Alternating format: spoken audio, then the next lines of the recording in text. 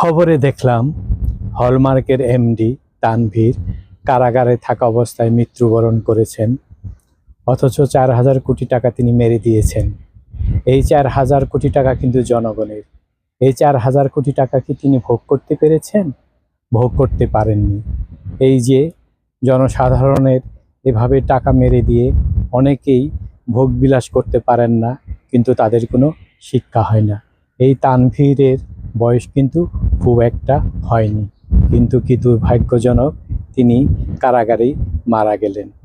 আমাদের মতো এই অক্ষমদের একটাই সান্ত্বনা যে তিনি সেই টাকাগুলো ভোগ করতে পারলেন না, কিন্তু তার কারণে এখনও হাজার হাজার লোক ব্যাংকে যে টাকা রেখেছিলেন সেই টাকাগুলো ফেরত পাচ্ছেন না।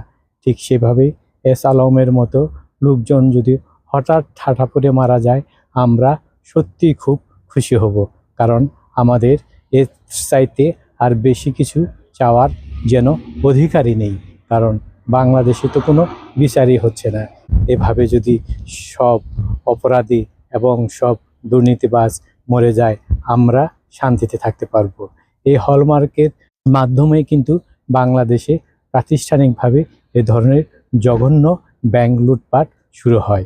আর এর আগে আমরা শুনেছি অনেকেই শত শত কোটি টাকা নিয়ে ঋণ খেলাপি হয়ে যাচ্ছে, কিন্তু এভাবে কাগজপত্রের মাধ্যমে এলসি খুলে ব্যাংক ঋণ নিয়ে ক্যাশ করা হলমার্কের মাধ্যমেই প্রথমে শুরু হয় বলে জানা গেছে।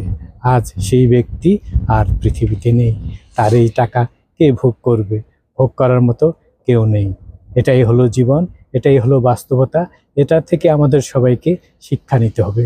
সবাই ভালো থাকবেন, অবশ্যই আমাকে ফলো দেবেন।